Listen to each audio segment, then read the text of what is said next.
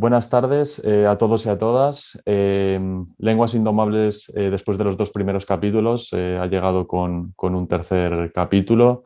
Esta vez cambiamos radicalmente de tema y de entrevistada. Tenemos el placer de tener a Ana María Marcos del Cano, de origen leonés, que a mí me hace especial ilusión. Es catedrática de la Universidad Nacional de Educación a Distancia en España. Es experta en temas de bioética y de derecho. Y queríamos traerla al canal para reflejar un poco y poder tener un ambiente más cercano a lo que es el derecho y a las nuevas regulaciones que están saliendo a la luz, sobre todo en España, con temas tan interesantes como puede ser la eutanasia, como puede ser la libertad sexual.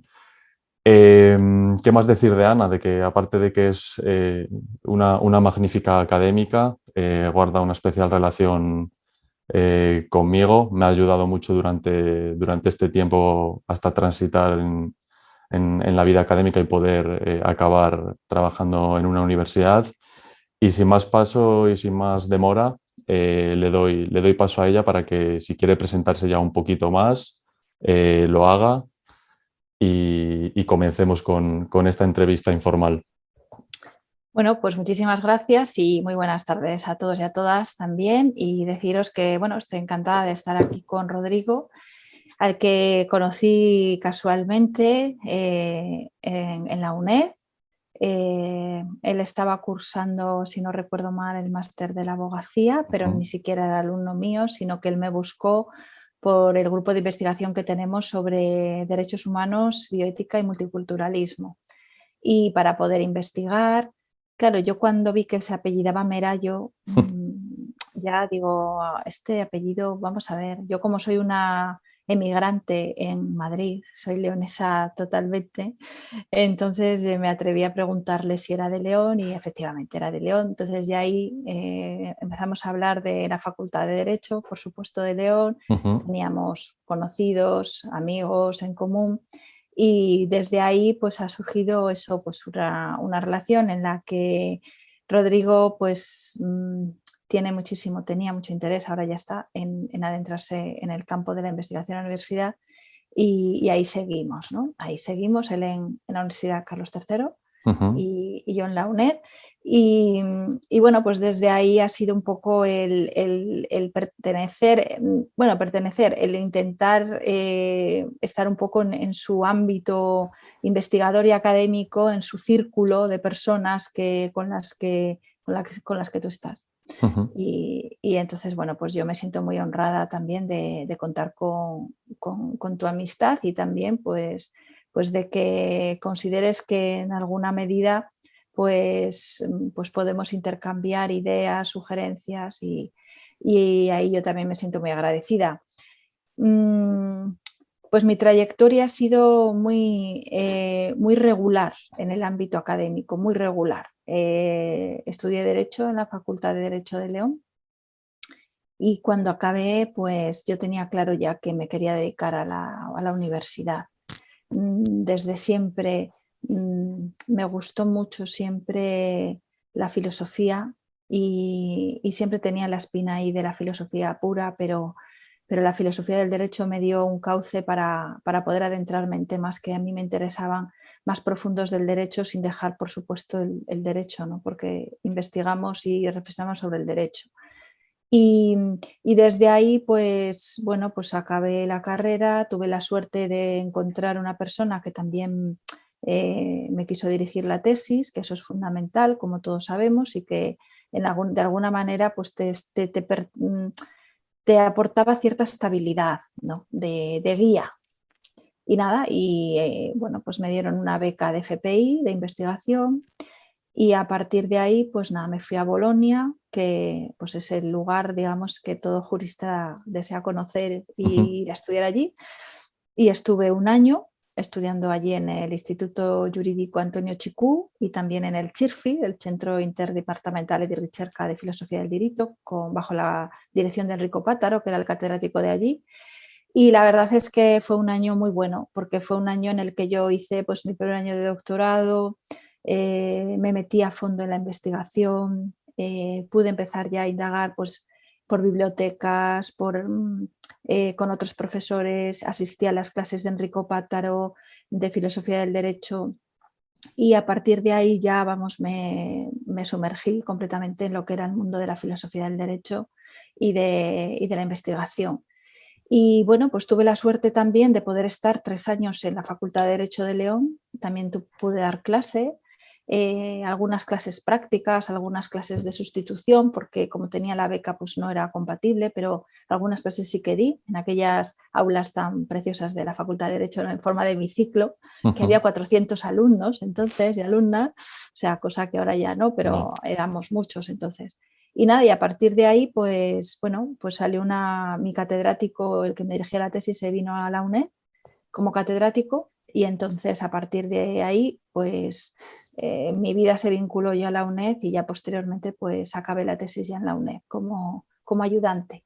Ayudante de escuela, después ayudante de universidad, digamos que he pasado por todas las figuras de la LRU del 83, la Ley de Reforma Universitaria, y después la titularidad y después ya pues la La cátedra. cátedra con la nueva ley, es decir, con la acreditación previa por la NECA, ¿no?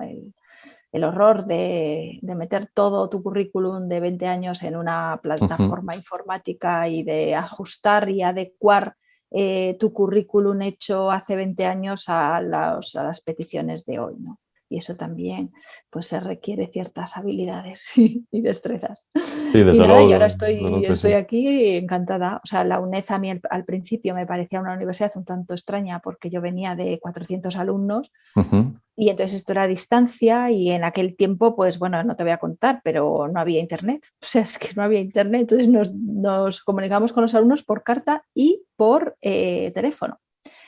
Y claro, me parecía súper extraño, porque a mí me gustaban los alumnos, el intercambio personal, pero realmente ahora estoy encantada, porque claro, las nuevas tecnologías también han posibilitado otro tipo de relación con los alumnos y con los profesores y realmente la UNED, cuando la conoces, es una universidad que enamora, porque tiene muchísimas posibilidades, los alumnos son muy agradecidos, luego también pues, la red de centros asociados que tiene, todas las posibilidades también de, no solamente nacional, sino en el extranjero, conocer cómo funcionan los centros. Es un mundo apasionante el de la UNED y estoy encantada. O sea, esa sería un poco mi trayectoria académica. Vale, no, sí, la verdad que, hombre, la función de la UNED, leí hace poco un artículo sobre ella, es muy, muy importante y hay que conservarla.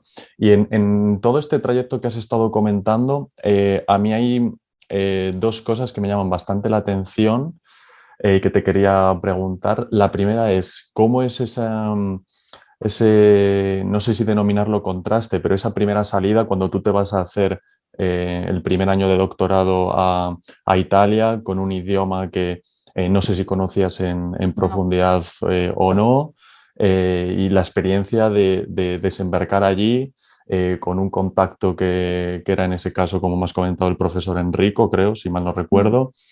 Y hay otra parte de lo que has estado comentando que también me llama bastante, bastante la atención, que es qué produjo o qué desencadenó ese interés por tanto por la filosofía como por el derecho y ya luego la concentración en la filosofía del derecho. O sea, vienes de familia igual de juristas, de gente dedicada al mundo académico dentro de la filosofía, o cómo se produjo todo esta trayectoria. Bueno, pues a ver, digamos que cuando uno es más joven, las decisiones yo creo que no son del todo conscientes. Es como haber llegado al mundo del derecho sin haber sido del todo consciente. Quiero decir, en mi familia no había juristas, en mi familia sobre todo había profesores de filosofía. Bueno, digamos que estoy ahora mismo, pues estoy rodeado de profesores de universidad de filosofía y era lo que más, mis padres son maestros, pero era sobre todo profesores de filosofía lo que había en mi familia y lo que a mí me gustaba. Entonces te digo que no era del todo muy consciente porque cuando yo elegí la carrera de Derecho me hubiera gustado hacer filosofía. Ujú. Pero bueno, pues este tipo de cosas que se entremezclan, bueno, total, filosofía, no sé, lo típico, ¿no? Que las La salidas, salida. bueno, lo típico. Entonces, claro, luego también por otro lado, a mí me llamaba mucho la atención la política, porque siempre me ha interesado mucho como la incidencia de lo que hacemos, de lo que estudiamos en la vida real. Entonces, y desde luego también la filosofía tiene una incidencia en la vida real, porque el pensamiento configura la conciencia y la existencia y al final las políticas públicas, ¿no? Pero me parecía interesante el derecho porque cómo elaborar esas leyes, cómo elaborar esas políticas, es decir, todo ese mundo me atraía para hacer derecho. Y entonces pues me metí en derecho de cabeza diciendo, bueno, voy a ver cómo puedo compaginar. Y ahí la verdad es que, bueno, la carrera la viví de una manera muy, o sea, muy bien. O sea, quiero decir que estudiaba y digamos que fue una época muy, muy bonita, muy feliz, ¿no? O sea, en la Facultad de Derecho de León, pues todo pues muy bien, con muchos profesores muy cercanos y muy buenos, porque tuvimos profesores muy, muy buenos, ¿no? Entonces yo estoy ahí muy, muy agradecida, había una formación muy seria y la verdad es que a mí me gustó mucho. Pero la cuestión de la filosofía siempre la tenía ahí. De hecho, pues en las asignaturas como las partes generales de penal, de civil, la teoría del derecho, que yo estudié derecho natural, incluso el derecho político, porque claro, ahora se estudia derecho constitucional, pero yo estudié derecho político y estudiamos mucho teoría del Estado constitucional, teoría del Estado en general. Entonces, bueno, a mí eso me gustaba y cuando llegamos ya a quinto con la filosofía del derecho, que ya hacíamos historia, porque ahora se ha quedado reducida a un cuatrimestre, pero antes era un año, y entonces hacíamos el recorrido desde los presocráticos hasta Habermas. Ujú. Entonces, claro, era una maravilla poder estudiar el concepto de justicia, el concepto de derecho, leer la República de Platón, leer Aristóteles. Claro, a mí eso me enganchó. Y entonces ahí sí que ya dije, aquí es el momento de recoger lo que yo quería en un momento. Pero bueno, tampoco, a ver, me gustaba también, me gustaban muchas cosas, ¿no? Porque me Mm. gustaba también la economía. O sea, me gustaba la economía.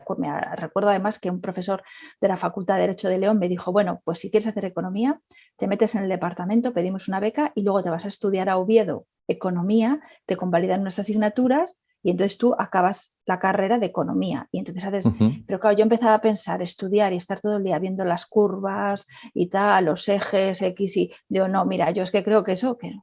Luego también financiero. Ese lado de la economía siempre me ha gustado, ¿no?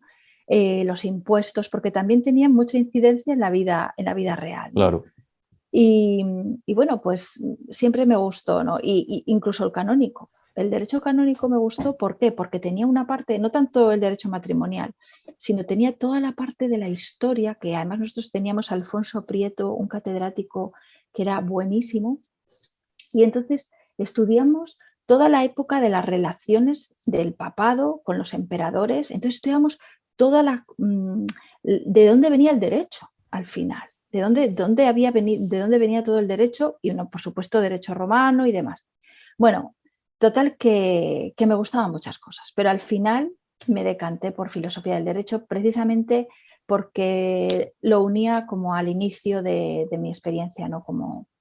Y bueno, pues ahí tuve la gran suerte de contar con mi maestro Benito de Castro, que es una persona que ahora es ya colaborador honorífico, ha sido catedrático emérito de la UNED. Es una persona de pocas palabras, pero cuando las dice, las cumple. Entonces Ujú. simplemente me dijo, si tú quieres, yo te apoyo. Si trabajas, yo te apoyo. Y luego cuando él se vino a Madrid, a la UNED, me dijo, ¿tú quisieras irte a Madrid? Y yo le dije, hombre, yo realmente lo que quiero es quedarme en la universidad, porque yo León lo quiero mucho y Ujú. yo quería seguir en la Universidad de León. Y claro, pero la Universidad de León ya era una época en la que habían bajado los alumnos, no había plazas, entonces era imposible. Y Ya. entonces yo ahí sí que ya di el salto a Madrid. Pero bueno, el año de Bolonia que me preguntabas, Ujú. a ver, yo considero que un año en el extranjero, un año o más, es imprescindible. Es imprescindible para todo investigador, no solo por la experiencia personal, sino también porque ves otra manera de hacer, otra manera de estudiar, otra manera de dar las clases, otra manera de investigar. Y luego, claro, yo por ejemplo me fui a Bolonia, que tiene unas fuentes jurídicas impresionantes. Entonces allí te metías en el Antonio Chicú, que es un centro de investigación, de recerca, y claro, pues claro, ver todos los libros, tener allí todas las materias para estudiar, me parece importantísimo. Y luego, bueno, las relaciones que creas, allí había informática jurídica y había también sociología del derecho. Yo la verdad es que me decanté pronto por la bioética, porque mi maestro, él estaba ya metido en el tema de la bioética. Había dirigido una tesis sobre el tema de la reproducción asistida. Entonces, digamos que su investigación iba desde los derechos humanos hasta ver cómo se implicaban esos derechos humanos en la realidad. Y en ese momento, pues estaba teniendo mucho auge todo el tema de la biomedicina, era muy nuevo. De hecho, es que no había nada en España, o sea, no había nada. Estaba el Instituto Borja en Barcelona y nada más, en el 91, 92, cuando yo empecé. Entonces era algo que estaba como muy, sí, muy virgen para trabajar. Y a mí me interesó también porque era también una incidencia en la vida social, ¿no? Nunca pensé que se fuera a aprobar una ley en nuestro país cuando yo empecé a estudiar la eutanasia en el 91, pero bueno, en cualquier caso, la experiencia en Bolonia fue muy, muy buena. Y aparte de que conoces mucha gente, todavía tengo amigos que están ahora en departamentos de filosofía del derecho, en derecho procesal, que son catedráticos también y que los conocí en derecho administrativo. Sí, recuerdo a Gerardo de la Facultad de Derecho de Zaragoza, Joan Picó, de la Autónoma de la Central de Barcelona, que ahora es catedrático de Derecho Procesal, Juan Carlos Suárez, que ahora es catedrático de Filosofía en Sevilla, Juan, que ahora es catedrático en Tenerife. O sea, es una época en la que también pues, estábamos todos estudiando el doctorado y bueno, pues ahí hicimos mucha relación. Y el acabar en el tema de la eutanasia como tesis doctoral para trabajarla, como has comentado, era que el profesor Benito ya venía trabajando todos estos temas relacionados con la bioética y los derechos humanos, pero la elección del tema, o sea, centrarte en la eutanasia, más allá de que era, pues, como tú bien has dicho, virgen en el sentido de que no había casi estudios o trabajos en aquellos años en España, no sé a nivel europeo cómo estaba el asunto, pero ¿fue de tu propia elección o fue un tema más inducido que elegido por tu parte? No, fue un tema de mi total elección. Vamos a ver ahí, cuando a mí me influyó mucho también que el profesor Benito de Castro estaba ya iniciando una investigación en la aplicación de los derechos humanos a la bioética y a la biotecnología. Entonces, él quería crear como un grupo de investigación que tratase esos temas que no estaban tratados. Y a mí me gustaban mucho pues, los temas más teóricos de filosofía del derecho y sobre todo los temas históricos. Pero claro, eso también me daba como una proyección y entonces él había dirigido, como digo, una tesis sobre el inicio de la vida y en cambio sobre el final de la vida no había nada. Y además, justo en esa época salió a la luz como un gran escándalo una enfermera que en Austria, en Viena, en una residencia de ancianos había acabado con la vida de no sé cuántos ancianos y ella decía que les quería aplicar la eutanasia porque para ella estaban sufriendo y entonces les había puesto una inyección a todos. Y claro, eso fue como un escándalo tremendo y era algo que estaba en los medios de comunicación.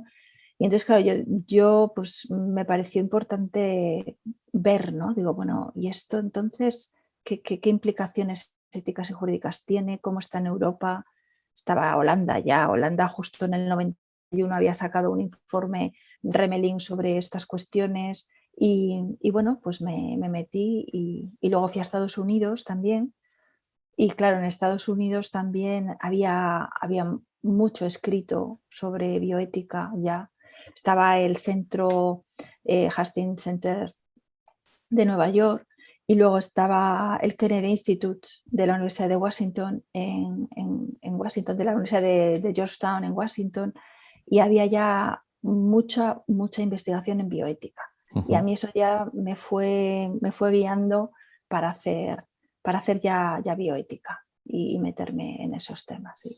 Vale, pues esto me lleva para preguntarte un poquillo sobre em, qué entiendes por derecho, por todas las preocupaciones que has mostrado desde la filosofía del derecho, por intentar juntar esa parte más teórica de filósofos puros con dinámicas que al final y al cabo acaban asolando la sociedad, y que un buen reflejo pues es las propias dinámicas o sistemas jurídicos. Que nos comentes un poco desde tu punto de vista, en una noción así más o menos general, qué es el derecho, y si puedes conectarlo con la novedad, no sé si creatividad, innovación, tu punto de vista acerca de una ley tan novedosa y a la vez tan criticada, tan presente en los medios de comunicación como es la ley de eutanasia, y que nos muestres una cierta opinión sobre lo que crees que está bien y lo que crees que falta dentro de este proyecto tan interesante. A ver, fíjate, yo cuando leía, pues bueno, pues a los filósofos, ¿no? Que lee sobre todo desde el punto de vista de lo que es el derecho, ¿no?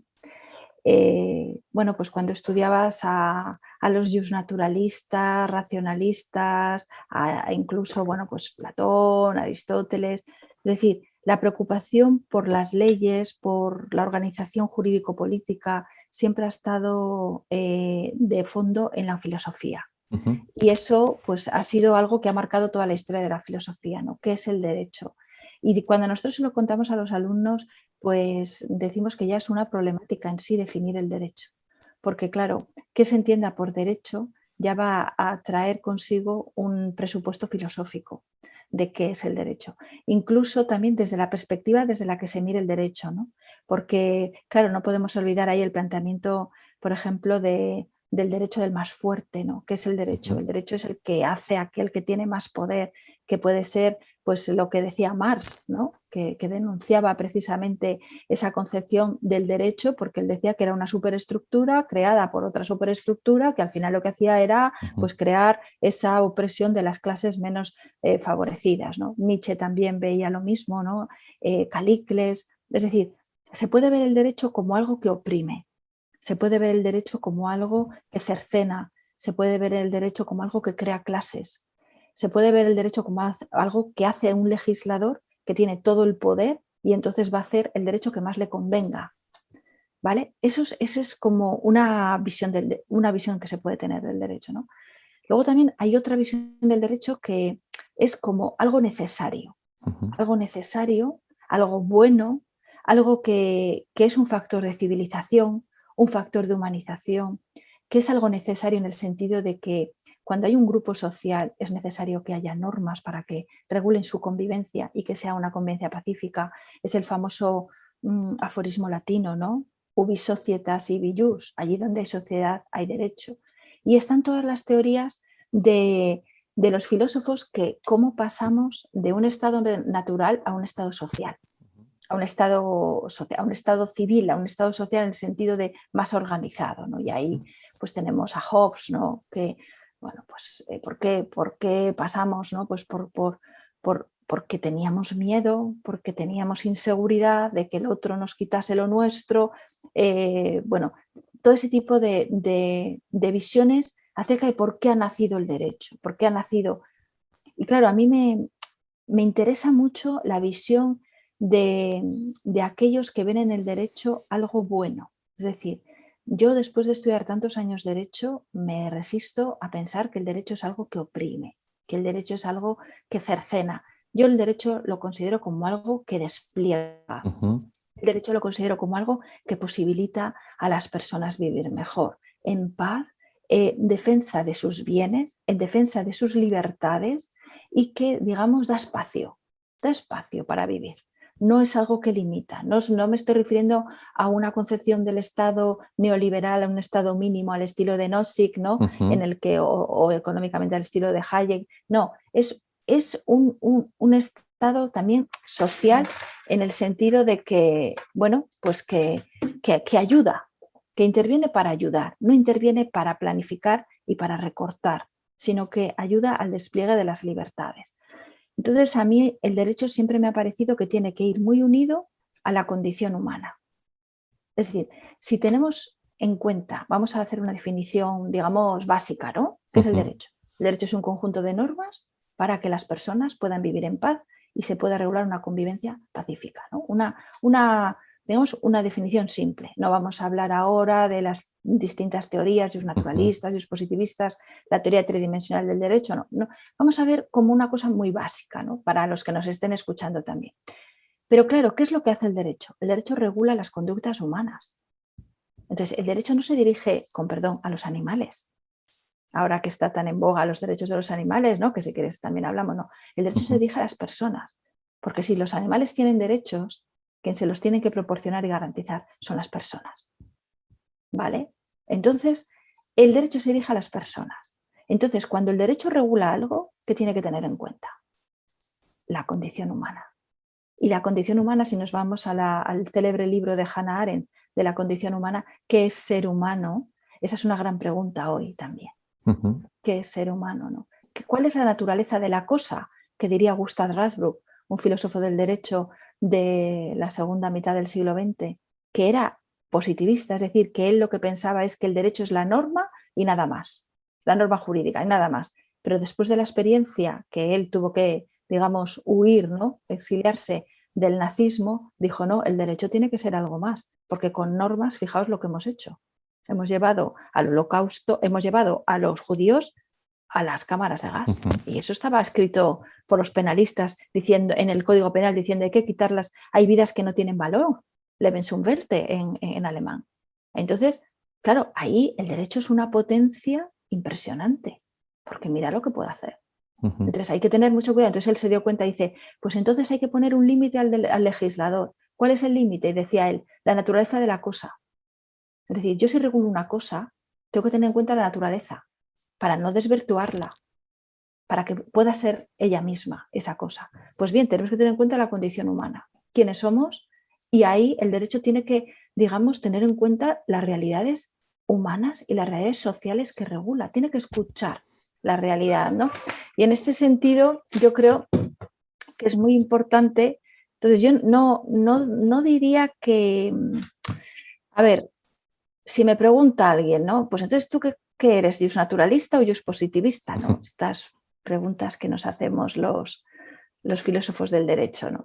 Claro, o sea, yo lo que quiero es que el derecho no pierda de vista que para ser derecho tiene que tener una legitimidad ética, tiene que tener de fondo una justicia. ¿Eso lo llamas justnaturalismo? Bueno, pues entonces soy justnaturalista. ¿Eso lo llamas objetivismo jurídico? Es decir, que el derecho tiene que estar apoyado. Pero es que yo considero que es que el derecho, si va a regular lo que yo tengo que hacer, tiene que tener en cuenta que yo soy una persona moral. Tiene que tener en cuenta que yo tengo una moral, pero no porque yo me invente una moral, sino porque el ser humano, por propia estructura, como decía Aranguren, es moral. ¿Pero por qué es moral el ser humano? Porque tiene que justificar lo que hace, aunque sea la mayor barbaridad. Pero tú cuando haces algo, te tienes que justificar a ti mismo que tú haces eso. Entonces, claro, si el derecho me está diciendo que yo tengo que hacer unas cosas y todo es en contra de lo que yo pienso, en contra de lo que yo siento, en contra de lo que yo soy, al final ese derecho se va a imponer por obligación y por imperativo del legislador y va a crear una fractura, porque no se corresponde el derecho a lo que es la persona. Entonces, claro, el derecho tiene que ser vehículo de valores, vehículo de despliegues personales, vehículo de libertad y vehículo también de preservar los bienes más básicos de la persona. Y también tiene que tener cuidado con lo que dice, porque claro, decía Aristóteles que el derecho educa, y es verdad, es una potencia de control social impresionante. Y además de eso, no solo eso, sino que además, si a ti te están diciendo que tienes que hacer esto, esto, esto y esto, o sea, los hábitos, que también decía Aristóteles, al final esos hábitos van configurando la propia persona y el pensamiento que hay en el derecho, porque todo derecho lleva detrás un pensamiento y unos valores que preservar, eso está configurando la conciencia de las personas y la conciencia social. Entonces, en una sociedad que hay un determinado derecho, eso va a configurar la sociedad. Es decir, que es lo que hace la sociología del derecho, que es interesantísimo, ¿no? Aunque a veces a nuestros estudiantes de derecho no lleguen a verlo. Pero claro, ¿hasta qué punto el derecho configura la sociedad o la sociedad está configurando al derecho? Porque, cuidadito, hay muchas leyes que, aunque la sociedad no esté con esa conciencia, se planta una ley y la ley va creando esa conciencia, porque la ley tiene una potencia muy fuerte, ¿no? Que es un poco lo que yo defiendo con el tema de la eutanasia, que no era necesaria una ley, porque es una situación de un caso, 2 casos, 3 casos. Para esos casos no falta una ley. El propio derecho tiene mecanismos para justificar un homicidio compasivo, porque incluso se puede decir que es hasta moral.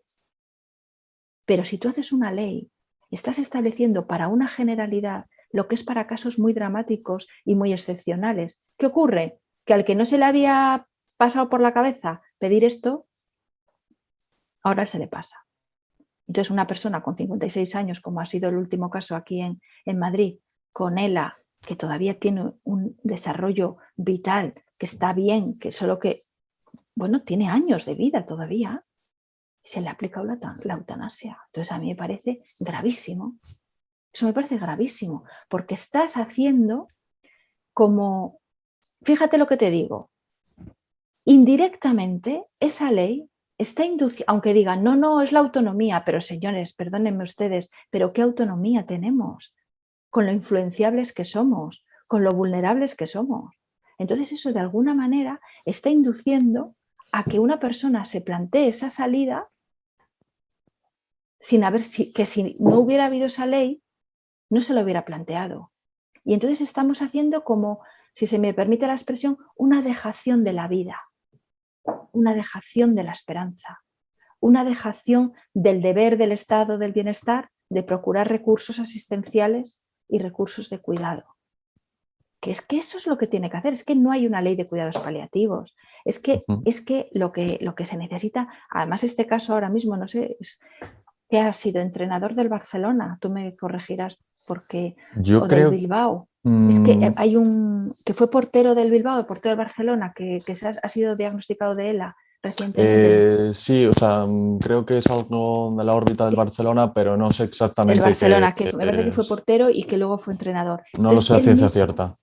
él mismo ha sido diagnosticado de ELA y ya está en una silla de ruedas. Y lo que Uh-huh. está diciendo, a ver, que yo no me quiero morir, que yo lo que quiero es que tenga recursos. Entonces, el Estado, antes de poner los recursos, te saca una ley de eutanasia. Y además una ley que no vamos a hablar ahora porque tampoco quiero, pero es una ley muy, muy imprecisa, muy ambigua. Mira, tú que eres jurista, identifica lo que es eutanasia con suicidio asistido. Y dirás tú, ¿qué diferencia hay? Pues mucha, porque en el suicidio asistido, quien tiene el control de la acción es la propia persona. Es decir, yo me tomo esto, pero me lo tomo yo. Y una cosa es decidir y otra cosa es actuar. Siempre hay, voy a ir al gimnasio, lo decido, pero hasta que te coges la mochila y te vas al gimnasio todos los días, es decir, entre la decisión y la ejecución hay un curso de tiempo. Entonces, si tú realmente quieres una cosa, la haces. Pero si tú dices, no, que me lo apliquen, te lo aplica un tercero.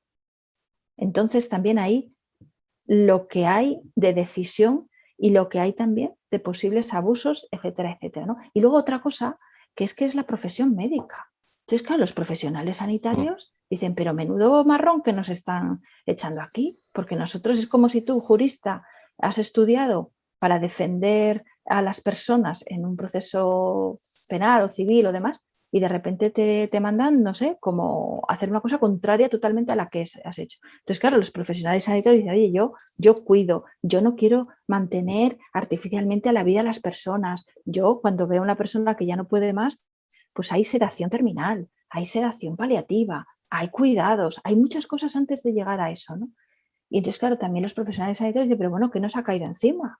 Ahora de repente que nosotros tenemos que, y es que eso es muy fuerte, porque también a mí me gusta aquí recordar como la fenomenología, ¿no? Acudir a la fenomenología, es decir, a los fenómenos en sí, o sea, a la epogé, o sea, a la reducción del fenómeno. Es decir, vamos a ver lo que es en sí. Y lo que es en sí el hecho es muy duro, porque lo que es en sí el hecho es coger una jeringuilla, Desde luego. inyectarla a una persona y esa persona se muere. O sea, la obscenidad del hecho. Luego ya justifícalo como quieras. Que si el sufrimiento, que si... Pero también que a una persona que esté sufriendo y que te diga que quiere morir y le digas, vale, ¿qué hay ahí también? O ¿Cómo sea, te tú puedes aquí... rendir a esa petición de esa manera tan fácil, ¿no? Porque hay muchas personas que están, además en la ley no se distingue, ¿eh? O sea, las enfermedades psíquicas entran igual. Y claro, bajones, enfermedades psíquicas, depresiones. Hay personas que tienen depresión y que te lo están diciendo que no quieren seguir viviendo. Entonces, hay muchas personas que incluso dicen, mira, si yo hubiera habido eutanasia en una época que pasé depresión, yo no estaría aquí, porque hubiera pedido la eutanasia. O sea, ¿tú crees que hay un camino, o sea, con el tema que estás comentando de la ley, que yo no la conozco en profundidad, ni obviamente ni soy Sí. experto como lo eres tú, que es mucho de decir. ¿Crees que la ley es, no sé si denominarla cortoplacista, pero sí por lo menos una salida fácil a evitar igual escalones previos más centrados en el cuidado tanto físico de aquellas personas que tengan esas enfermedades, que acarrea también un cuidado de carácter psicológico que se les puede brindar? Entonces, ¿tú crees que dentro del mundo de la psicología y dentro del mundo de la medicina, antes de desembarcar en lo que es una ley de eutanasia, crees que hay mecanismos y herramientas de sobra para intentar tanto restar sufrimiento de las personas que padecen enfermedades físicas o psíquicas? Yo, por ejemplo, la parte psíquica que ahora que estás comentando no tenía ni idea de que estaba dentro de la ley de Pues eutanasia. está. Y en caso de que se pueda, si pueden, por así decirlo, como esas, no sé denominarlo resurgir, pero esa vuelta a igual tener cierta ilusión o esperanza por seguir transitando en lo que es la vida. Y también me gustaría incidir en cuál es el papel de la familia en todo Claro, es esto. O sea, fundamental. tanto para la decisión de tomar, me quiero ir a la ley de eutanasia, como de, oye, estamos aquí, queremos que sigas viviendo. Entonces, la parte de la familia a mí me interesa mucho porque creo que es un rol muy importante y que puede igual incidir en si decido hacer esto o no decido hacerlo. Entonces, si pudieses Claro. ahondar un poquillo de forma general en el asunto y darnos unos parámetros, te lo agradeceríamos. Sí, ahí, bueno, o sea, yo creo que el estado del bienestar y más un estado progresista como que Ujú. es el que tenemos con una coalición PSOE, Unidas Podemos, que nos está gobernando, yo creo que esta coalición lo que ha manifestado siempre es que pues vienen a proteger a los más débiles, a las personas más desfavorecidas de la sociedad. Entonces, yo lo que esperaba es que abogasen por recursos asistenciales, por recursos sociales, por asistencia de salud mental, los psicólogos que estuvieran dentro de la cartera de servicios, Ujú. no la prestación de la eutanasia dentro de la cartera de servicios. Entonces, yo no concibo cómo un Estado gobernado por personas progresistas se han dejado caer en una ley cuyo fundamento es neoliberal, absoluto, Es lo que yo estaba pensando, conforme lo estabas contando. porque es dar a la autonomía el mayor valor y olvidarse de todo lo demás. Y además, qué curioso, la libertad tiene valor para quitarte la vida, pero el resto del tiempo de tu vida la libertad ya no tiene tanto valor, porque Claro. está muy, muy, muy condicionada. No puedes hacer lo que quieras y muchísimas cosas, ¿no? O sea, ahí también. Entonces, claro, qué curioso, ¿no? Que vayamos a dar. Y luego otra cosa, ¿qué es la autonomía, ¿no? También. Mm. Se puede decir que la autonomía, ¿qué es primero? Y luego estamos formados tenemos conciencia realmente de nuestra libertad, de nuestras decisiones, reflexionamos. o es todo como un inmediatismo. Ay, no puedo aguantar el dolor, quiero irme. La familia, bueno, pues si te quieres ir, ¿qué vamos a hacer? El médico, bueno, pues si se quiere ir, ¿pero qué es esto? O sea, es que ¿cuántas veces no nos queremos ir? ¿Cuántas veces no nos queremos levantar de la cama porque es un día horrible? Claro. ¿Cuántas veces te cuesta la vida? Es que la vida cuesta. O sea, la vida es dura. O sea, no podemos hacernos ilusiones. Es decir, la vida hay que trabajarla y hay que vivirla. Y claro, también es muy egoísta, ¿no? Como yo siento, claro, las familias ahí, no se puede pensar solo en las familias, porque las familias están muy afectadas por esas situaciones. Y hay veces que están como confusas y no saben tampoco qué hacer. Y si no tienen ayuda exterior de terceros, es que muchas veces se rinden ante esas situaciones. Se rinden y ya, pues, pero claro, si hay cuidados paliativos, si hay equipos asistenciales que van a las casas, que van a los domicilios, si se fomenta eso, pero claro, para eso el Estado tiene que poner dinero y tiene que fomentar esos cuidados y tiene que dar valor, por ejemplo, a los cuidados paliativos, que hoy por hoy en España está en el número 37 de los países más avanzados, del número 37 en cuidados paliativos, y tampoco tiene una especialidad médica que sea cuidados paliativos, como no tenía la especialidad médica de psiquiatría infantil que hace nada que la acaba de poner. Claro, entonces, ¿de qué nos estamos dando cuenta? Nos estamos dando cuenta que esta sociedad, con toda su tecnología y toda su, digamos, todo su desarrollo, cada vez más va a necesitar cuidados, porque cada vez más la gente vive más. Entonces, tenemos que crear entre todos una sociedad del cuidado. Vamos a necesitar cuidadores y ahora los cuidadores son los inmigrantes, Rodrigo. Eso es. Los cuidadores son los inmigrantes. Como nos pasemos y no dejemos venir a los inmigrantes, no vamos a tener cuidadores, tendremos un robot que nos cuide. Y segundo, no vamos a tener tampoco a nadie que llene la España vacía. Porque la natalidad es cero, patatero, si me permite la expresión un tanto coloquial, ¿no? Entonces, claro, dices, pero ¿qué es esto de que hagamos una ley? Es una falacia esto, es una falacia total y absoluta. Y luego también te voy a decir una cosa, es que hay 6 países en el mundo. O sea, es que tenemos que darnos cuenta que aquí lo están vendiendo como algo progresista, tal, pero es que de más de 200 países que hay en el mundo, solamente 6, y te voy a decir una cosa, 3, que son Bélgica, Holanda y Luxemburgo. 3, los famosos países del Benelux, que siempre han sido un poco de aquella manera. Vale, pero es que después tenemos otros países, como puede ser Nueva Zelanda o como puede ser Canadá, que primero entra en vigor la ley después de un año de aprobarse, para que la gente se forme. Aquí ha entrado la ley en vigor 3 meses después de aprobarla, en una pandemia, con todos los médicos atendiendo a la gente del COVID. Y resulta que no tenían, o sea, es que a mí me han llamado, pues te lo digo, o sea, pero dinos, ¿cómo hacemos y tal? Porque es que estamos con todo esto patas arriba y ahora resulta que nos tenemos que formar en aplicar la eutanasia. O sea, claro, luego dicen, es que no están formadas las comisiones de evaluación y garantía, es que no están formados los miembros de los médicos, la objeción de conciencia, es que no sabemos dónde objetar, es que, y luego encima cómo aplicarla con una sustancia que no está comercializada en España.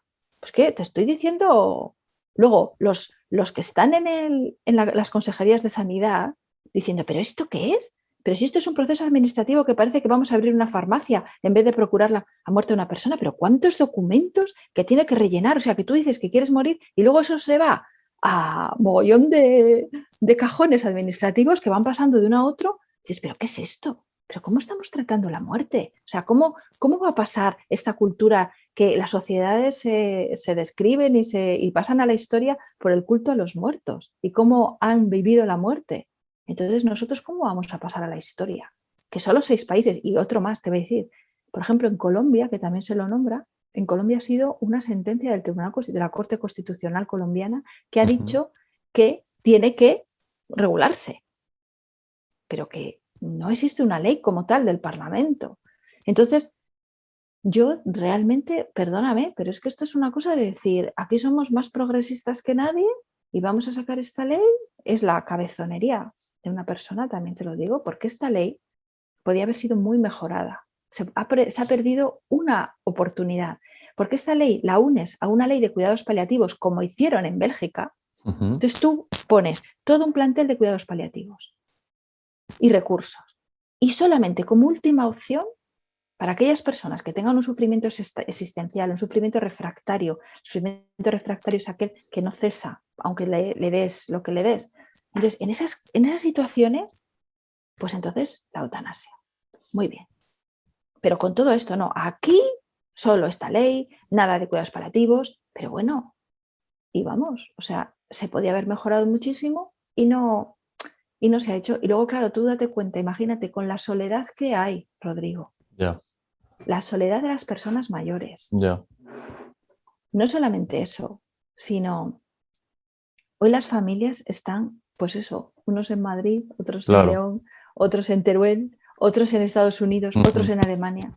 La crisis que hay ahora, porque el otro día salía una noticia, ¿no? Que la desigualdad en España, después del COVID, todavía la franja de desigualdad es mayor. Sí, es algo que va a pasar en todo el mundo, yo creo. Es una tendencia a la desigualdad bastante. Entonces, ¿qué pasa? Que los ricos serán más ricos, tal, se desaparecerá la clase media, eso a qué va a incitar también, pero claro, ¿dónde están los cuidados? Luego, a ver, el concepto de familia ha cambiado muchísimo. Tú me preguntabas por la familia. ¿Por qué en Holanda ha surgido tan claramente la eutanasia? Porque allí el concepto de familia no existe. Primero, que más del 50% de los matrimonios están divorciados, pero es que también no hay conciencia de primos, tíos, como aquí, como en los países mediterráneos. Allí son herederos de un pensamiento calvinista muy individualista. Y entonces ahí cada uno hace su vida, a los 15 años se van con la mochila ya que pueden hacer trabajos part-time, se independizan y no hay ese concepto de familia que tenemos aquí, de primos, tíos, de nos reunirnos por Navidad. Entonces, esos son redes que se han perdido y que en el momento que tú te encuentras solo con una enfermedad terminal y estás solo, pues claro, te quieres morir, porque estás solo. Entonces, si no tienes una red, entonces claro, también, ¿qué sociedad estamos creando? ¿Una sociedad individualista o una sociedad realmente de redes, de solidaridad, de reciprocidad? ¿Qué interrelaciones tenemos? ¿Qué cuidados los unos de los otros? Por ejemplo, mira, hay un libro que ha ganado un premio de filosofía francesa en el 2018, es Politique de la vulnérabilité, de Maggie Garot, Políticas de la vulnerabilidad, todavía no está traducido, y ella desde un planteamiento republicano, o sea, de Petit, claro, ella dice, bueno, pues con Honneth y Carol Gilligan y todos, o sea, a lo que hay que tender es a una sociedad del cuidado, a establecer unos valores públicos del cuidado, a que a un cuidador no se le paguen 10 euros la hora, porque es que está haciendo una función. A una persona, un auxiliar de una residencia, se le paga nada, cuando en realidad está cuidando a los que ahora nos están haciendo vivir. Entonces, ¿tú en qué trabajas? Yo soy profesora de universidad. Ah, vale. Yo soy auxiliar en una residencia de ancianos.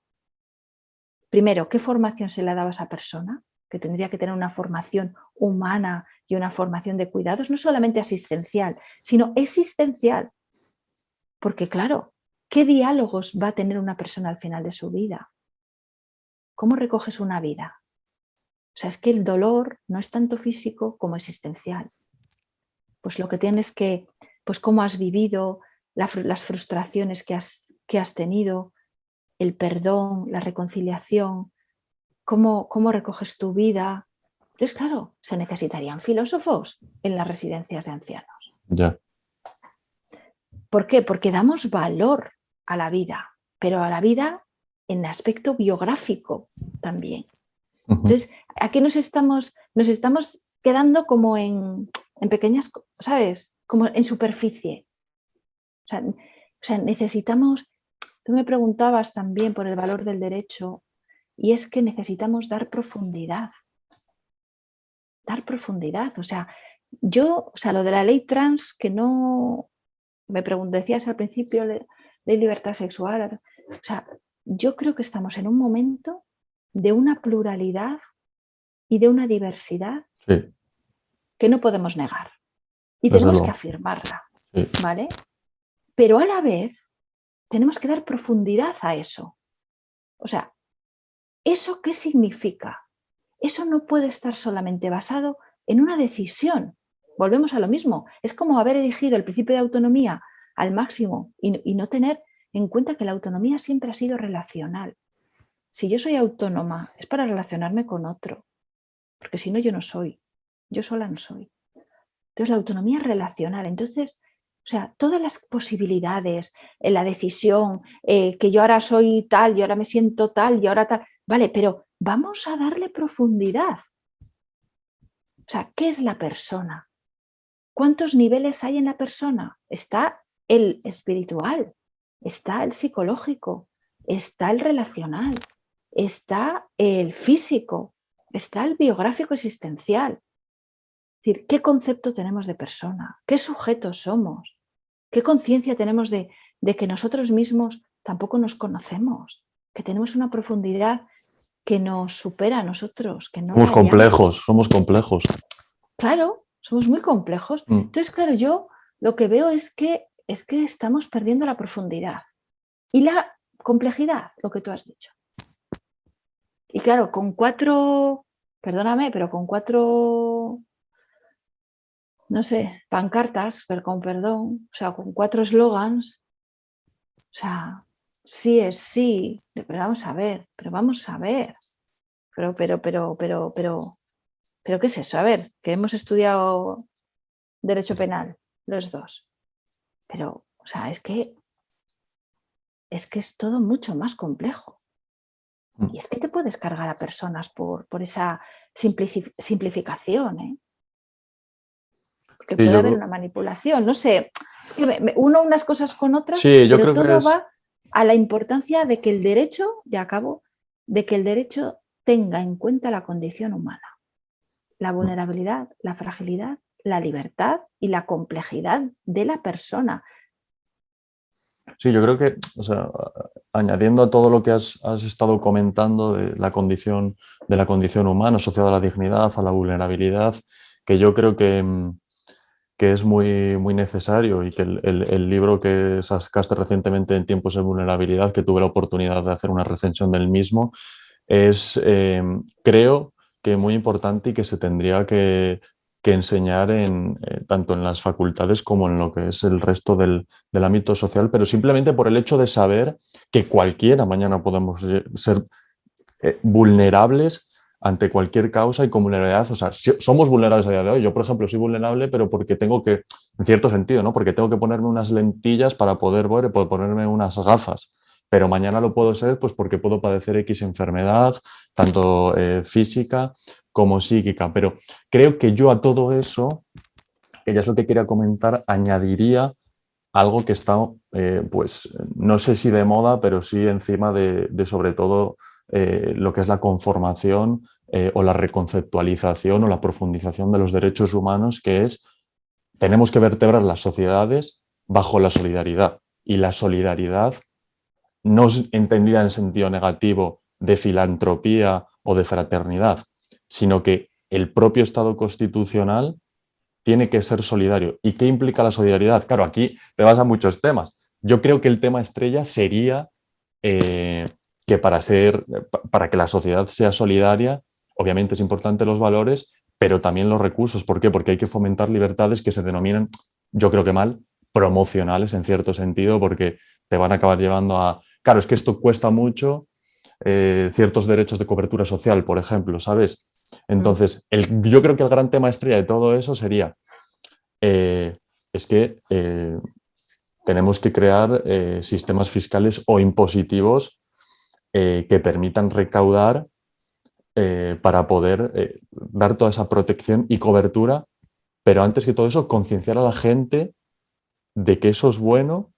Y yo ahí solo se me ocurre una cosa y es el asunto y la noción de vulnerabilidad. O sea, creo que la gente, en cuanto se le pueda meter en la cabeza, no sé si miedo tampoco, porque es lo que decías tú, o sea, vivir implica sufrir, pero sí ser conscientes de que podemos estar en un escalafón de nuestro trato social muy alto, pero el día de mañana igual nos puede pasar lo mismo que a una persona que esté en lo más bajo a través de una enfermedad, ¿sabes? Se me ocurre eso. Entonces, yo creo que ese sería el punto de conexión y ver eso, cómo vamos a crear sociedades que entiendan la solidaridad en ese sentido. Y eso implica, pues, no llegar a lo que, por ejemplo, es que habías comentado con la ley de eutanasia, que sí que es cierto que se salta ciertos pasos, porque si no está asociado a una ley de paliativos o a lo que es todo asunto de cuidadores, de personas dentro del mundo profesional de la psicología, de la psiquiatría, lo que sea,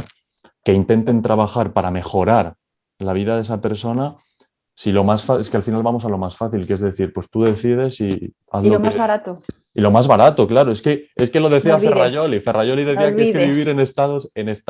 en estados democráticos buenos son costosos, pero es que el valor Claro, que aporta eso, claro. bueno, y que lo Sí, otro, sí, sí. y vivir en estados mínimos no es barato. O sea, quiero decir que pagar No, elecciones, pagar seguridad, etcétera, etcétera, también es caro. Pero claro, si ujú, queremos algo más, porque el día de mañana nos puedes pasar muchas cosas, claro que hay que gastarlo, pero bien gastado está. O sea, yo quiero que me puedan atender en la seguridad social, en el psicólogo, no cada 4 meses, sino que pueda ujú, ser, pues, una semana y ujú. media, ¿sabes? Por poner un ejemplo, que estaba lo del tema de la salud mental Sí, muy, de la salud muy en mental boga. ahora, sí. Sí, es verdad que eso es importantísimo y también pues en qué se destinan los recursos públicos, ese es un debate. Y también, claro, no sé, es también como darse cuenta de que vivimos, fíjate, cuando hicimos el congreso este que dio lugar al libro que tú hiciste una recensión magnífica, por cierto, ahí publicada en Derechos y Libertades Ujú. de la Universidad Carlos III, cuando hicimos ese congreso que se llamaba Derechos Humanos y Vulnerabilidad, fue en abril del 19. O sea, no, todavía no se había oído No había hablar pasado del la COVID por pandemia. ninguna parte, no Mm. había pasado nada. Y resulta que hablábamos de vulnerabilidad y una de las características que se habló mucho también fue de la incertidumbre en la que vivimos. Es decir, nuestras sociedades hoy, sociedades del riesgo, ¿no? Que diría Ulrich Beck, son sociedades también de la incertidumbre, de riesgo, de que no tenemos nada asegurado.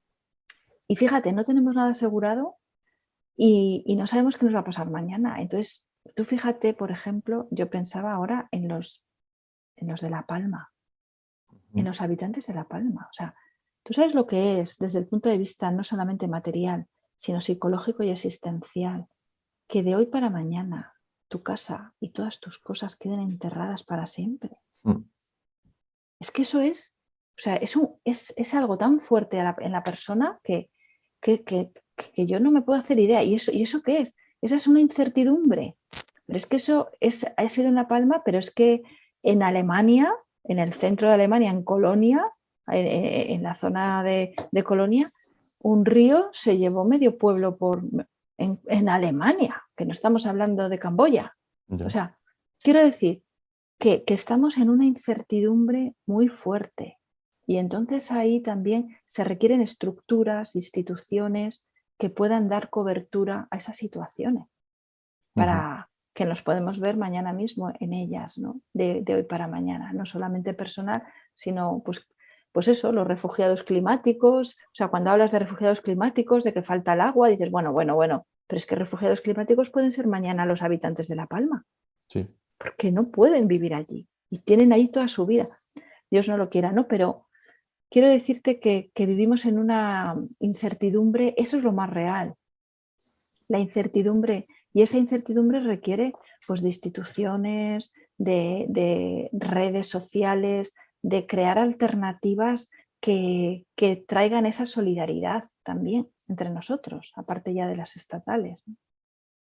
Mm, Yo creo que sí, yo creo que el camino debería de ser, debería ser en ese sentido. O sea, yo también detecto que creo la incertidumbre, obviamente, dentro de la vida humana siempre va a estar, se manifieste de mayor o menor medida.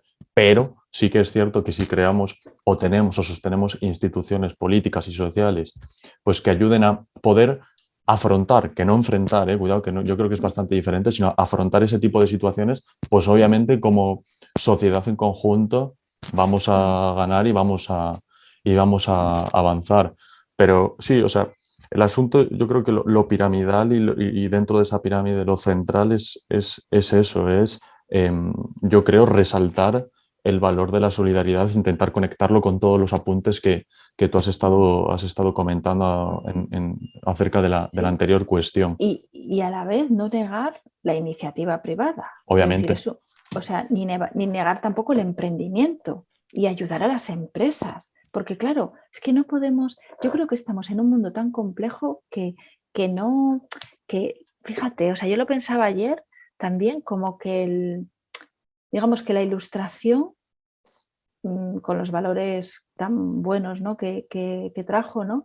Y luego la posmodernidad, toda la crítica a la ilustración, y ahora resulta que la posmodernidad tampoco nos trae, es como si hubiera necesidad de una nueva ilustración, pero una nueva ilustración que decía también este, este filósofo alemán Marcus Gabriel, que ha salido bastante últimamente, ¿no? con este concepto de nueva ilustración. Pero claro, nueva ilustración teniendo en cuenta que ya no podemos como basarnos, como decía Norberto Bobbio, en paradigmas de derecha a izquierda, ni tampoco confrontar ni enfrentar lo que tú decías ahora, ¿no? Como apoyo social e iniciativa privada. Es decir, vamos hacia un mundo tan conectado, tan complejo, que todo ese tipo de paradigmas que parece que estaban afincados unos en la derecha y otros en la izquierda, tienen que conexionarse y tenemos que crear como otros paradigmas, ¿sí? Sí, Y sí. ahí, pues mira, en la universidad la investigación es importantísimo, que se creen nuevos paradigmas. Sí, es que yo creo que, o sea, conectar, o sea, bueno, eso es lo que comentabas, ¿no? Esa taxativa diferenciación entre espacio público y espacio privado, yo creo que ya, o sea, ya no tiene igual mucho sentido, igual para ciertos temas sí, pero por ejemplo, para lo que estamos comentando, yo creo que al final ya no acaba teniendo mucho sentido, pero precisamente porque es que a la iniciativa privada no le interesa estar en entornos de inestabilidad. O sea, no le interesa Eso estar es, en países desiguales y en países con tasas de eso es, pobreza alta, eso es, eso porque es, ello genera inseguridad, eso es, genera violencia, eso es, genera todo tipo de inestabilidades. eso Entonces, es. no le acaba saliendo rentable estar en ese tipo de entornos. Entonces, es una falacia que se hace desde diversos sectores el intentar desprestigiar tanto lo privado como desprestigiar lo Eso es, público, ¿eh? eso es. Porque Es eso que es, es un debate estéril, fíjate. sí, es porque ni la iniciativa privada es lo mejor que podemos tener, ni lo que es la iniciativa pública es lo más deficiente e ineficiente, que son las críticas más o menos que se hacen así de a grosso modo de Sí, ambas. y fíjate, te voy a decir unos ejemplos que te van a dar idea de cómo esto también tiene sus contradicciones. Porque ¿de dónde surge Internet? Ujú. De Estados Unidos, del Ministerio de Defensa. Es decir, es un Mm, descubrimiento que se hace con un montón de dinero público, claro, que era en el desarrollo armamentístico, tal, desarrollo de todo el tema de la defensa del país, en un país totalmente liberal, neoliberal, y surge Internet, por eso todas las sociedades, Google, tal, Silicon Valley, todo está allí, ¿no? Porque ha surgido, pero ha surgido de una inversión pública tremenda. claro. Mm. Es que hay cosas que solamente se pueden afrontar desde lo público, Sí, sí, está desde claro. luego, sí. Y no, o sea, y eso no, Y eso no quita que luego pues que te surja eso, un Google, un Facebook, un Silicon claro. Valley, un... Yo creo que Es lo que claro, público no implica que haya que cerrar espacio al emprendimiento. O sea, eso yo creo es, que al bien entendido, contrario, claro. O al sea, pero contrario. claro, me refiero que ahí entra la paradoja de la desregulación que se quiere hacer Ya, muchas veces, también implica regular, cuidado, pero es que, claro, no todo a cualquier precio. O sea, quiero decir, eh, favorecer la iniciativa en privada no implica que nos tengamos que cargar también muchos derechos laborales que están muy bien, ¿sabes?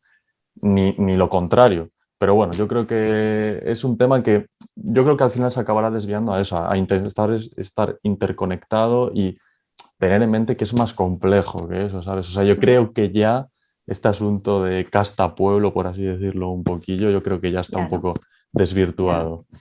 De respecto para intentar conectarlo con todo lo que habíamos comentado, te quería preguntar, así de forma directa y sencilla, ¿qué hacemos con la España vacía?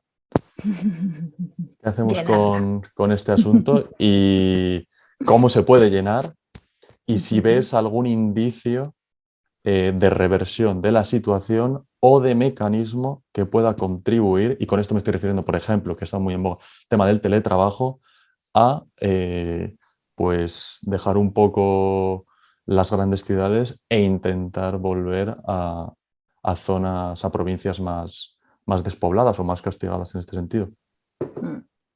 A ver, es un tema bastante delicado este porque realmente, en concreto en España, pues estamos dejando en la mayoría de la población, pues eso, Madrid, Barcelona, País Vasco, Valencia, Sevilla, y lo que es pues León, Castilla, Castilla-La Mancha, Castilla,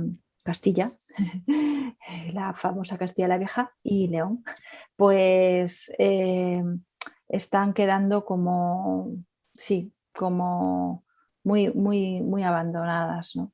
A mí me duele como a ti, ¿no? Porque realmente pues venimos de una ciudad maravillosa, una ciudad muy desconocida, una ciudad con muchísima historia, ¿no? No en vano la UNESCO la ha nombrado como cuna del parlamentarismo en 1188 con las Cortes de 1188. Es decir, digamos que hay, no solamente es historia, es la vida que hay allí. Hay una universidad con 14.000 estudiantes, hay, digamos, una inversión en universidad, hay una formación muy buena, hay una calidad de vida muy buena, pero esos estudiantes salen de allí y se van. Y se van. Y entonces se queda una ciudad de servicios y una ciudad envejecida y cada vez más. Y yo la experiencia que tengo es que todos nos venimos para Madrid, Barcelona, pues todo Madrid, Madrid, y las nuevas generaciones que van surgiendo, pues también, es que se están viniendo todos para acá. Y entonces, bueno, pues hay, por ejemplo, hay en la Universidad de León, ¿no? Pues con la carrera, por ejemplo, una de las más pioneras últimamente, la de ingeniería aeroespacial, ¿no? Eso es una gran inversión para León, ¿no? Para una ciudad como León, hacer allí esta carrera. Y entonces, claro, yo luego lo que me pregunto es, aparte de esas inversiones en la universidad, que son fantásticas, son muy buenas, pero después, ¿qué inversión se hace en posibilidad de trabajo allí? Claro, ese es el asunto. Para que las personas se puedan quedar. Porque sí que es verdad que la universidad es fantástica, pero ¿qué posibilidades tenemos después de quedarnos allí? Entonces ahí faltan empresas, falta emprendimiento, falta apoyo. Luego hay también como una tendencia a la centralización, a venirse a Madrid, porque aquí está todo.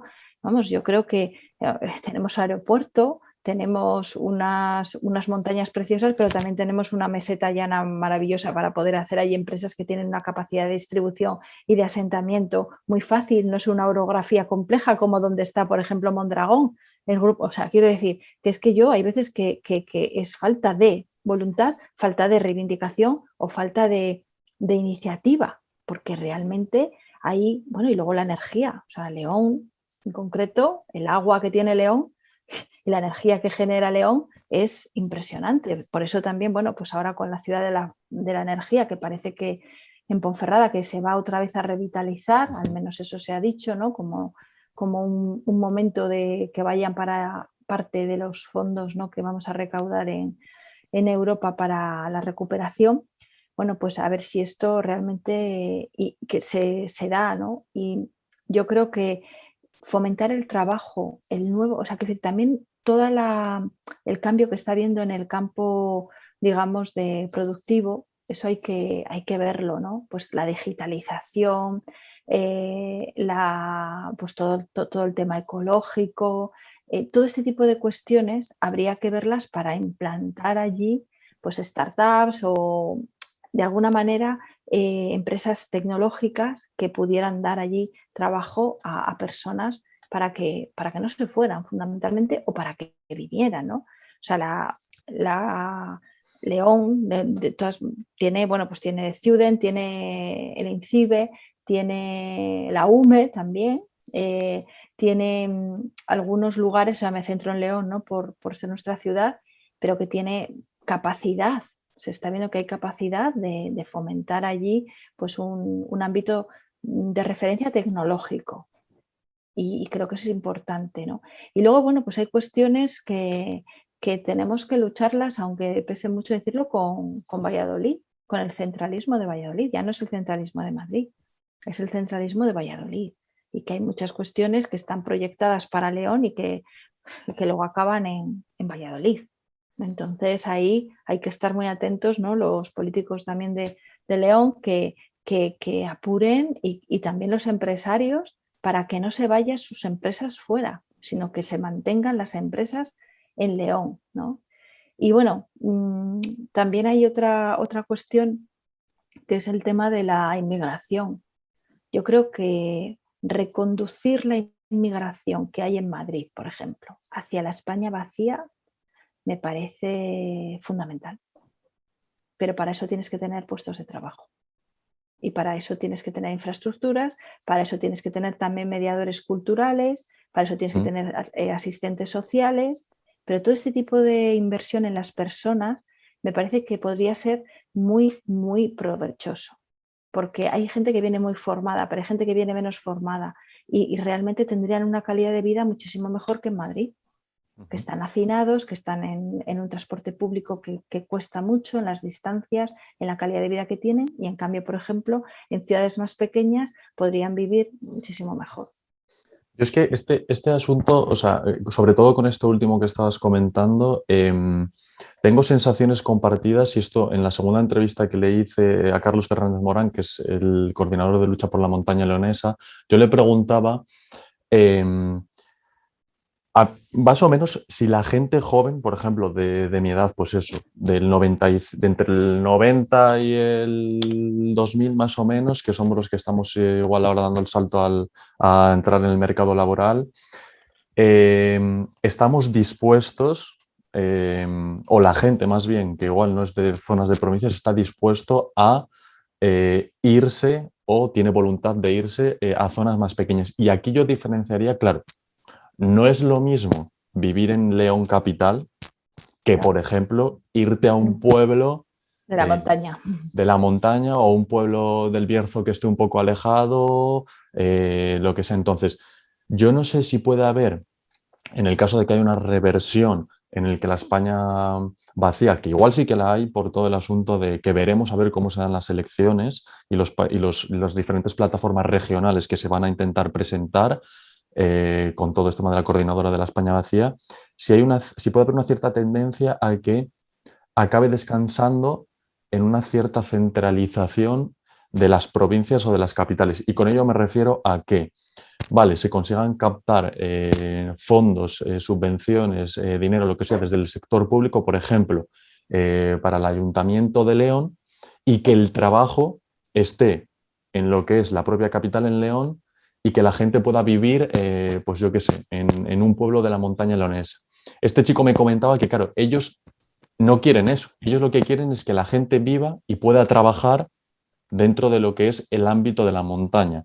Entonces, no sé si puede haber, hombre, obviamente, claro, sería mejor, sería la primera opción igual es la que puede ser más viable y ya el hecho de poder decir, vale, vivo en la montaña, pero voy a trabajar a León, bueno, tampoco es ningún drama, pero el querer ser más ambicioso, como puede ser desde su parte del modelo que ellos parten, que es todo en la montaña, por así decirlo, no sé si podemos llegar a ese escenario y yo detecto otro problema, que es que las entidades de carácter local tienen muy poco que decir y tienen muy poco margen de maniobra para poder hacer cosas. Quiero decir, por mucha voluntad que se tenga política, como por ejemplo podemos estar viendo ahora en el Ayuntamiento de León, las cosas dan para lo que dan. O sea, no puedes hacer muchas cosas porque dependen de escalafones jerárquicos en los que se decide si sí o si no y en los que no tienen ningún tipo de contacto con la realidad local o con la realidad comunitaria de las zonas que están reivindicando. Entonces, veremos a ver qué pasa porque yo creo que el asunto de los partidos de carácter regional va a estar encima de la mesa. El otro día estaba en una conferencia sobre un profesor de la Universidad de Navarra que había sacado un libro acerca de sufragio igualitario y tal, y nos contaba que lo había ido a presentar al Centro de Estudios Políticos y Constitucionales y que habían ido diputados y que estaban muy, por así decirlo, con la mosca detrás de la oreja porque tienen mucho miedo a que, por decirlo así, haya un congreso más multifactorial de lo que hay ahora y que los partidos regionalistas tengan la llave más o menos de la gobernabilidad, que es preferible, desde mi punto de vista, bastante mejor antes que los nacionalistas, pero bueno, no sé qué tipo de conclusión o quién haría ese comentario, habría que verlo. Entonces, eh, te quería preguntar, ¿importancia de los partidos regionalistas en todo esto? ¿A favor de los partidos regionalistas o a favor de candidatos dentro de los partidos más clásicos, igual tal vez, que tengan algún cierto tipo de compromiso? Y en caso de que sea así, es mi gran pregunta. ¿Cómo se garantiza que tengan un compromiso dependiendo de ejecutivas autonómicas y nacionales? Hombre, vamos a ver, si nos fiamos, por ejemplo, de los medios, ¿no? Que el caso que salió en los medios de nuestro alcalde, el alcalde de León, ¿no? Que cuando vino el ministro Ábalos, pues un poco le puso encima de la mesa, ¿no? Pues Ujú, a ver qué pasaba con la autovía, a ver qué pasaba con...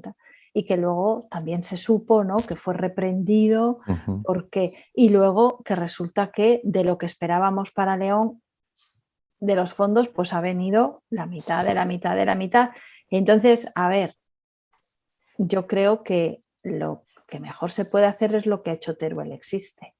Porque es que ahora para Teruel Existe van un montón de cosas. Si no Claro. llega a ver ese partido, a Teruel no iba nada. No, y que ya es sintomático del asunto que el partido que más demandas y peticiones tiene en la actualidad para todo el mundo de la España vacía es Más País. Y recordemos que Más País, hasta donde yo sé, es un grupo de gente del ámbito académico y de Madrid. O sea Sí, que sí, sí, sí. ya es curioso. O sea, que el partido Sí, que más sí, sí. está intentando, que incorpora demandas de la España vacía, es Sí. un partido de raíz madrileña total. O sea, es curioso. Sí, yo lo que veo aquí es que, a ver, es necesario reivindicar, es necesario reivindicar y entonces yo creo que se reivindica mejor desde partidos regionalistas, porque es que en el fondo esto es un, por mucho que nos pese, es una matemática. Entonces, si tienes más representantes y necesitan tu voto, al final es una negociación, no al estilo de las que diría Habermas, ¿no? Que requiere una negociación en verdad, ¿no? Y un diálogo en verdad y en el que estén todos los representantes, pero claro, es que si no estás, Y es que no hay ni igualdad de condiciones. O sea, es que la claro, es gente que en si no España no es igual. estás, Es la no, no, realidad. La no, gente en vamos, España no es igual. en derechos ni nada, no, no, no, no, No tiene no es nada que igual, ver. claro que no, ni en derechos, ni en vamos, ni nada, ni en partidas para asuntos sociales, ni, no, no, no, Ni en capacidad de ni en, acceder a servicios. O sea, una persona que ni, viva en Soria ni en no tiene la misma capacidad. hospitales, ni Claro. nada, o Entonces, sea, sí, sí. no. Entonces, y luego, claro, es que date cuenta que Castilla y León son 2.300.000 personas, si no me equivoco. 2.300.000 personas, la Comunidad de Madrid son 6 millones. Entonces, claro, ¿dónde van los votos? Entonces, claro, también eso al final es contar. Y además el sistema electoral nuestro, pues ya sabemos también cómo es. Con lo cual, pues sí, yo abogo por partidos regionalistas para que reivindiquen para estas zonas, ¿no? Mm. Lo del teletrabajo que decías, bueno, es una posibilidad, pero también yo siento que, no sé, es un poco, no sé, a mí me chirría un poco el teletrabajo, porque es como que la persona también necesita socializarse en el trabajo. Ujú. Entonces, es necesario, pues nosotros ahora que lo hemos pasado tan mal, ¿no? Con la pandemia y los confinamientos, hemos tenido teletrabajo a tope, Claro. vamos, a esgalla, ¿no? Que diría en buen leonés. Hemos tenido a esgalla trabajo, pero, pero necesitas la socialización. Una cosa es que puedas teletrabajar y tal, pero, o sea, la persona necesita arraigarse también en el lugar de trabajo.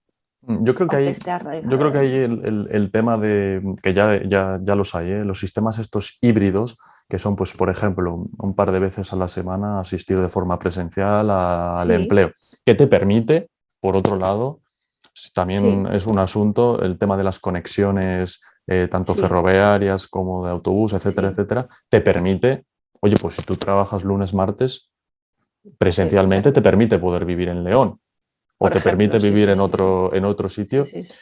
siempre y cuando también haya pues, una infraestructura que te permita eso y que no sea excesivamente caro, porque, por ejemplo, lo que es No, la el línea, AVE, claro, la línea de AVE es muy caro y es que está hecho para gente pues que pueda pagárselo de forma permanente, de forma rutinaria, porque es casi insostenible ir semanalmente, si quieres, Madrid-León o claro. León-Madrid, porque es muchísimo, muchísimo dinero. Entonces yo creo que este tipo de modelos sí que permitirían. Hace poco salía alguna noticia de, creo que la Junta de Castilla y León, que no sé si el año pasado más o menos lo habían anunciado, intentar dar como un 25%, ayudar al 25% a la compra del billete del AVE para que la gente se quedase a vivir en Castilla y León y pudiese Ujú. transitar hacia Madrid, en este caso, que es el Sí, principal eso núcleo es al que nos vamos. como las tasas de insularidad, ¿no? Que a los Claro, insulares les vale menos el billete de avión, por claro. ejemplo. Pues así, algo así, ¿no? Podría ser. Yo creo Sí, que algo sí. así. Y luego también que se fomenten medidas, o sea, que se hagan, o sea, que cuando vengan los inversores de no sé dónde a España, pues que vayan a España vacía también y Mm. y que haya centros de logística, o sea, que de buena distribución, de, no Y sé, es que, descentralizar la administración, por ejemplo, que el Tribunal Constitucional se vaya a Burgos, ¿cómo lo verías? pues la verdad es que a mí me parece fenomenal. Es que yo no tendría ningún problema. ¿Por Yo qué creo tiene que, que estar en Madrid? O sea, claro. ni soy de Sánchez ni soy de Ayuso, vamos, porque esta es la típica confrontación que tienen ahora, ¿no? Pero a mí me parece muy bien, porque en el momento que tú estás descentralizando un órgano administrativo, te llevas a todos los trabajadores allí. Ujú. Entonces, yo No, y que yo creo que los no. procesos de digitalización, o sea, quiero decir, los procesos que tenemos ahora de tecnológicos permiten que puedas Mm, hacer casi cualquier trámite o que te ayuden a hacerlo de forma telemática. O sea, no supone ningún también. tipo de drama. Lo que no tiene sentido es que haya ciertas instituciones, como pueden ser del mundo de la pesca, que estén en Madrid. O sea, yo no les encuentro ningún tipo de sentido. Entonces, yo creo que yo creo que va a estar encima de la mesa, pero claro, yo creo que es lo que comentábamos antes, tiene que estar ligado a la iniciativa privada, porque si mal no recuerdo, creo que era Huesca, creo que en Huesca es la zona o la región de España que la administración del Estado es la que más da trabajo da. Ujú, Entonces, eso, desde mi punto de vista, dice mucho de lo que puede llegar a ser esa sociedad, o sea, que no deja cabida a la iniciativa privada y para mí eso es un drama, porque lo justo es lo que comentábamos, una coexistencia, porque es palpable que el mundo privado acaba generando riqueza y eso acaba influyendo sobre todo, porque cuanto más riqueza se genera, más instituciones va a haber y las instituciones más van a poder ayudar al mundo privado. Entonces, son cosas que tienen que ir interconectadas y que habría que caminar hacia ello. Pero sí que es cierto que si tú llevas una administración o la descentralizas, pues eso también puede ayudar a que ciertas empresas o ciertos inversores decidan escoger esa opción por encima de otra o lo que fuese. Entonces, trabajar un poco más en lo que es la solidaridad territorial, ¿no? Que está dada en la Constitución y que parece que ahora no se acuerda nadie de ujú, ella. ujú. Ahí cuando se hizo las de las autonomías de vía lenta y vía rápida, Ya. que ya las estudiábamos, ahí eso ya chirriaba. Ujú. Y más cuando tampoco se hizo la autonomía, se juntó a León con Castilla, pues eso también a nosotros nos ha hecho mucho daño a la región leonesa. Sí. Ujú. Cuando Claro, León tiene historia, pues más que La Rioja, por lo menos. claro. Ya no me voy a meter en otros berenjenales, No te pero metas. vamos, más que Murcia y que La Rioja, a ver, Sí, con perdón. para los riojanos y los Bueno, pero murcianos. la historia es la historia y es la Claro, la realidad, historia no se está puede ahí. maquillar, o sea, está así. Exactamente. Entonces, bueno, pues que nos hayan juntado con toda Castilla, o sea, ¿qué tiene que ver Zamora con Soria? Es que, entonces, Ujú. claro, los recursos son los que son y claro, al repartirlos entre más, pues eso es lo que pasa, ¿no? Bueno, pues ya para Mm, finalizar, Ana, no sé si quieres sí. hacer alguna aportación, alguna reflexión acerca de todo lo que estamos hablando o dar algún hálito de esperanza para el futuro. Y yo Sí, por mi parte hombre. decirte que muchísimas gracias por haber decidido estar aquí con nosotros, que ha sido un enorme placer, que ya sabes la estima que te tengo, por haberme ayudado desde el primer momento en que nos conocimos y que yo creo que para toda la gente que nos vea van a aprender bastante, sobre todo de lo que es la experiencia en la universidad, de lo que es el derecho, aunque como bien dijiste es muy difícil conceptualizar qué se entiende por derecho y sobre numerosas reglas, normas, leyes que están presentes en nuestra sociedad y que desde tu punto de vista pues aportas una visión crítica que yo creo que puede ayudar mucho a la sociedad, a la conformación, a que la gente reflexione sobre lo que tenemos y a valorar pues también lo cercano. Y bueno, con este último tema que hemos estado tratando con la España vacía, pues tus pequeñas reflexiones sobre lo que debería de ser justo y lo que debería ser la justicia con aquellas zonas que lo están pasando peor y las repercusiones. Bueno, a fin de cuentas, que un enorme placer y que muchísimas gracias por haber estado aquí, que ha sido un placer. Gracias. Gracias, Rodrigo. Gracias a vosotros y un placer. Muchas gracias, Ana. Gracias.